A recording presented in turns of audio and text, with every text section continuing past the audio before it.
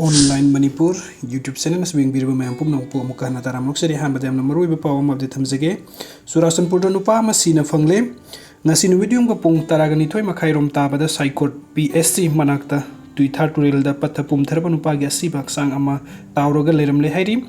Asiba Lerambagi power to Pambaga Chura Chandpur Police Station Personal Sinema from Adu Satuna Asibak Sang Adu WAKATKHRE, Haksang Adu Patapum Terpapium, the Pangamaram Namatukaram Nasibano Hibangam 3, Asibak Sang Adu Amubana print of Wangango Masugi T-shirt Amalili, Amasung Amuba Masugi, Half Pen Amaseli, Tagdokasiga Maridana Chura Chandpur Police Station case WAKATKHRE Amasung Asibak Sang Adu District Hospital Gi Mokta Thamkre Haidi. Aduga mathangi update asna KNO gi chairman PS Haokipgi Mathakta Nagalandgi Zeliarong youth organization police to WAKATKHRE Chura Chandpur based over Kuki national organization KNO gi president PS Haokipgi Mathakta Nagalandgi Zeliarong youth organization ZYO gi president Arjon Zeliarong na complainant oiduna Nagalandgi parent district ki Jaluki police station ki officer in charge na complaint report amma file tawkhre ZYO gi maike de gi file tawkhiba report adu KNO gi president hairiba PS Haokip asi Myanmar gi mongloi khuldagi hawrakhibani aduga hojikna Chura Chandpur district ta laibani haiki aduga mahakna ikiba jalengam di Kuki nation haiba ledik adugi chapter 5 da sovereign Kuki state asi hojik laiba Manipur asidagi sandoraktuna Nagaland Assam Meghalaya Mizoram Tripura phawba Myanmar amasung Bangladesh ki saruk sing yauna sandogli haina lani sille haidi aranbu wafam asigi mathakta jalengam hairiba sovereign Kuki state asi League of Nation amadi United Nation linkhatringa gi mamang digi leirebani haina su lani sille hairi loinana lairik asigi chapter 8 amasung page number 117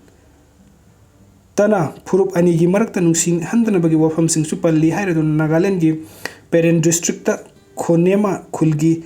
Angami Singna Zeliarong Singbu Pu Chaiba Tauki Amasung Makoigi Nupi Singbu Nupaka Gi Mamang di Ikai Kumnaba Manghan Biki Haina Supali Hairi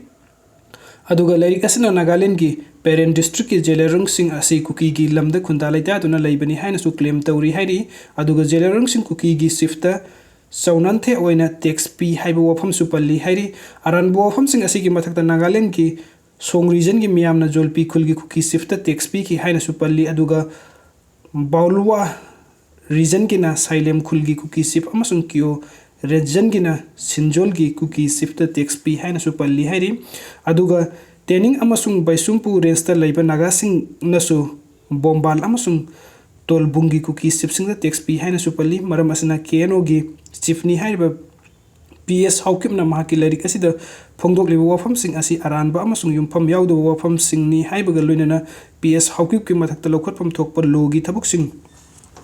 lokhatpa galoinana lairik asibu yenthokpa natragna yonbadasu logi matung ina thingba pibiyo haiduna WAKATKHRE serolasina makhatana haibadi PS Haokip pu IPC ki section 120 121 123 153A gi makada book tawgadabani mahaki lairik asina lining proof amasung lol yauna pokna famana da tongan ba proof sing ki marakta nungsi hanandar ba thokalagani haina supanki